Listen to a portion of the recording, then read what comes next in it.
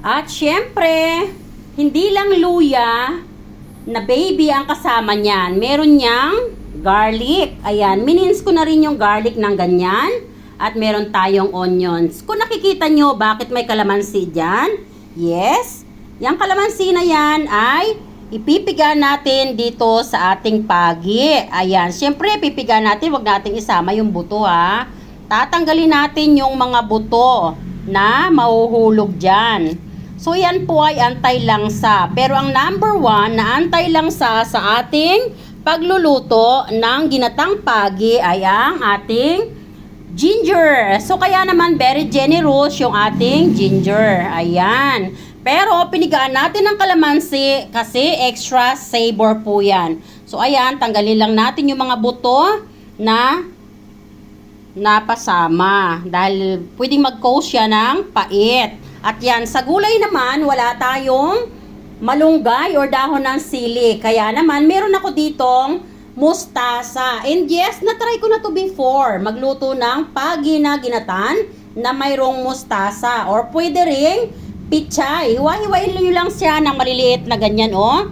Ayan, o diba? Wag na mag-aksaya pa ng panahon maghanap ng kanong gulay. Kung anong gulay meron sa refrigerator nyo, yun ang pagtyagaan, gumawa lang ng paraan para maging suitable dun sa inyong lutuin. Siyempre sa ating pagluluto nga ng ginatang pagi, hindi mawawala ang sili dahil yan ang pampa-enhance ng lasa. Ayan, medyo generous ang ating sili. Ang sarap, no? Pag yung maanghang yung ganyan lutuin. At syempre, hindi nga mawawala ang ating gata. Hindi na rin ako nagkudkud pa ng gata para iwas pagod and exhaustion sa aking kalusugan. Ayan, bumili na lang ako ng gata at ang gamit nga natin ay Kukumama.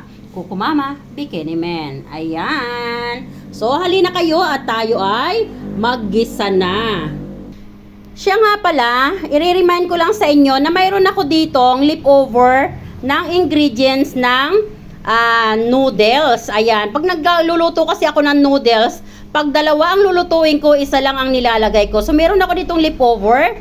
Imamarinate ko na yan dito sa ating pagi. So, ito po ay mayroon ding kalamansi. Dahil yung flavor ng ating Lucky Me ay mayroong kalamansi, no? So, makakapagpasarap pa yan dyan. So, ito ay optional, no? Kung gusto nyong ilagay at nanghihinayang kayo, ilagay nyo. Pero take note, sa paglalagay nyo mamaya ng asin or another ingredients, no? So, hindi na dapat ganun karami dahil ito ay seasoning na. So, ayan. So, hahaluin lang natin yan para mag-incorporate yung lasa, mamarinate siya bago natin siya igisa.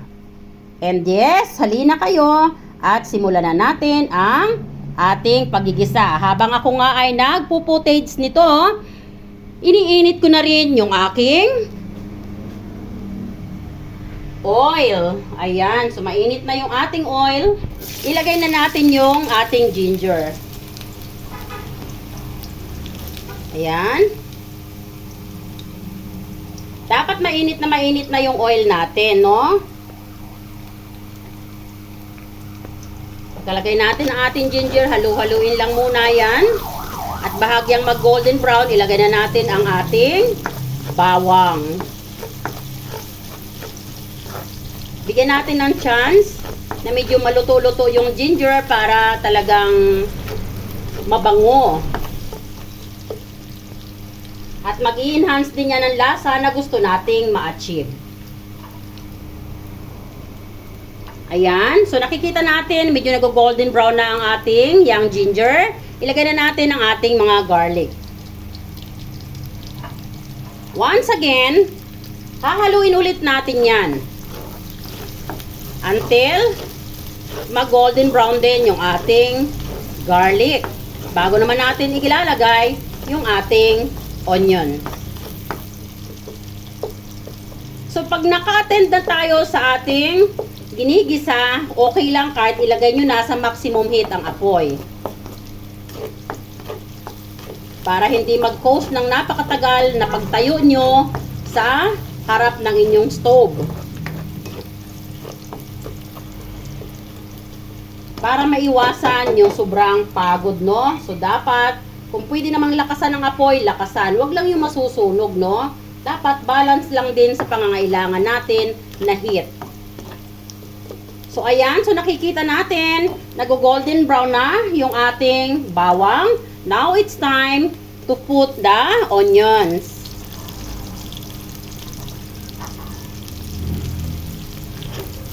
It's just the same thing, haluin ulit.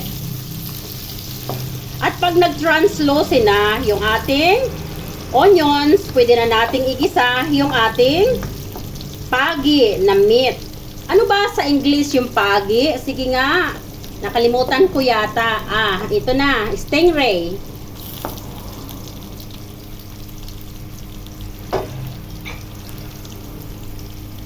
Alam nyo guys, ang mama ko at ang lola ko na namayapa na, sobrang gagaling nilang magluto nito. So dahil favorite ko to, naalala ko nga nung ako ay nag-a-abroad pa. Yung lola ko dahil siya nagpalaki sa akin. Pag ako ay nagbabalik bayan, bumibili siya ng stingray at nilulutuan niya ako. At gusto niya dalhin ko sa abroad. Dati, nadadala ko sa abroad. Pero dumating yung pagkakataon na hindi na allowed magbitbit ng ganon sa abroad. Kaya inuubos ko na lang dito habang nandito pa ako sa Pilipinas.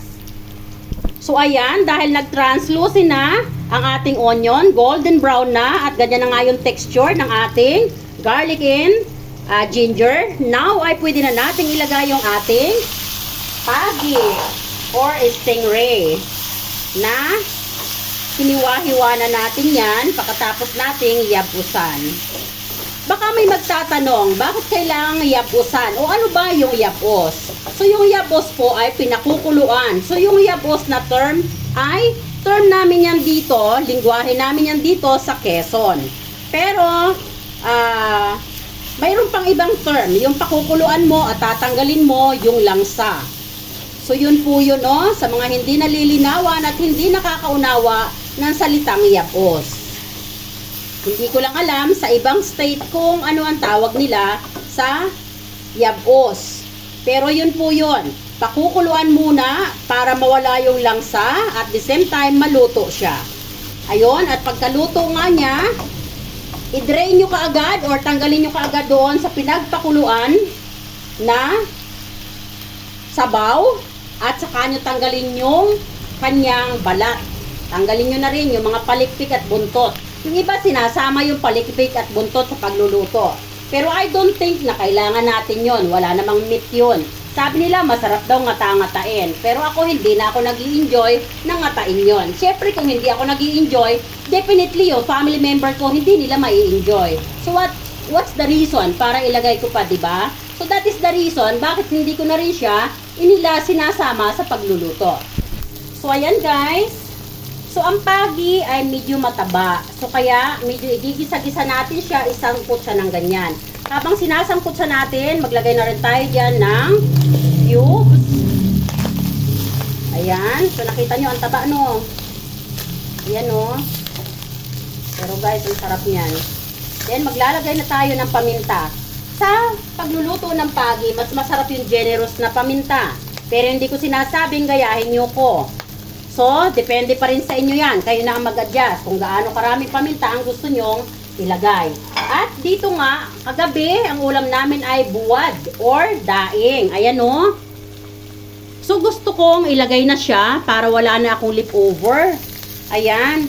Anyway, gata naman yan. So, mas masarap na may gata, no? At medyo maanghang-anghang. Ilalagay ko na yan para wala akong leftover na pagkain sa table. So, ayan guys. So, nakita nyo yung texture. Pag ganyan na yung texture, pwede na po natin yung gatan. Pero ilalagay ko muna yung ating mga gulay.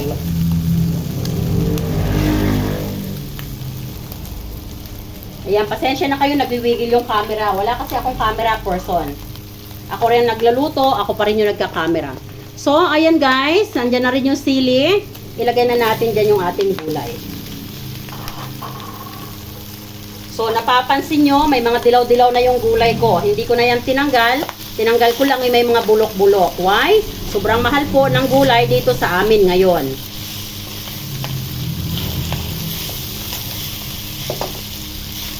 Ayan, napakaswerte sana nung maraming lupa sa palibot ng bahay, no? Para makapagtanim-tanim sila. Hindi ko nga lang maintindihan yung iba. Kung bakit napakalawak ng taniman, hindi sila magtanim. Para hindi na sana bibili pa. Hindi bali, by follow, magkakaroon tayo ng lupa na tatanim-taniman natin. Para hindi na nga rin ako bibili ng mga gulay. Lalo na sa ganitong season ay napakamahal talaga. So ayan guys, this time ay maglalagay tayo ng konting sugar bago tayo maglagay ng gata. So ayan, mag-sprinkle tayo ng konting sugar just to balance the taste.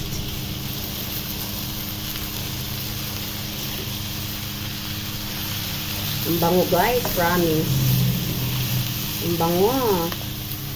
Look at that. And now, it's time para lagyan na natin yan ng gata. Ayan. So, ipalibot na lang natin yung gata. Ayan.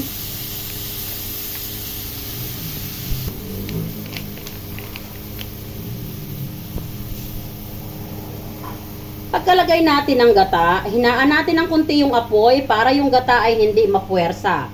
Para masuk siya dun sa meat ng ating niluluto at sa gulay. Para totally ma-achieve natin yung lasa na gusto nating ma-achieve sa ating niluluto.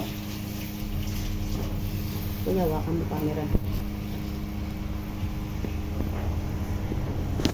Sa yung kamay mo, kasi so ayan, magiging stable na yung paghalo ko dahil may camera person ako. Praise the Lord.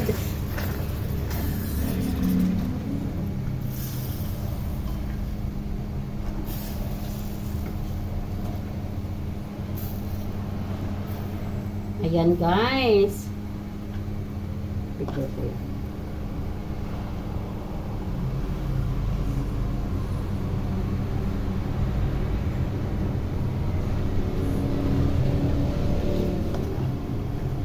So, ayan, kunting oras na lang, pwede nang stop ang fire ng ating kinunot.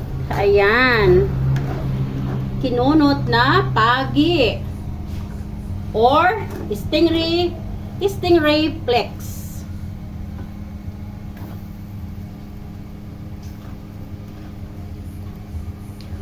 Ayan guys, ang bango, promise. Ayan.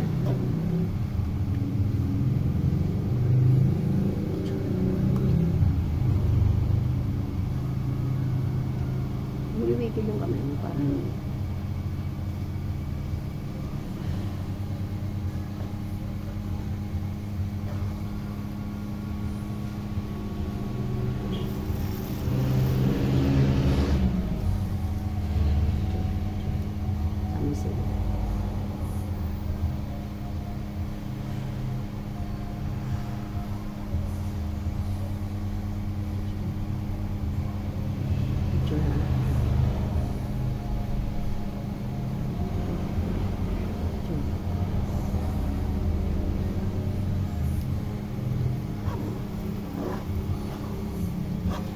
So, ayan guys, once na nakikita natin, paghalo natin sa ilalim, ay naghihiwalay na sa kawali, ayan, pwede na po yung patayin.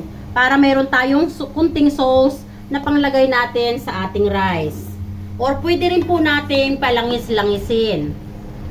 Pero gusto ko ay mayroong kunting sauce na panglagay sa ating rice.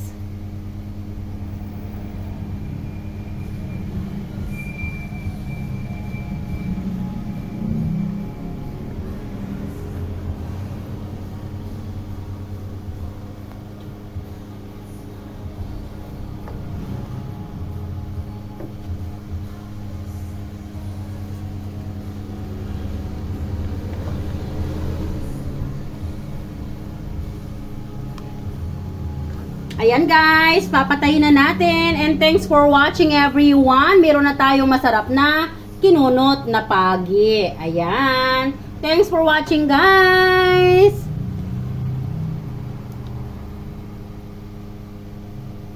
Bye! Happy New Year! na.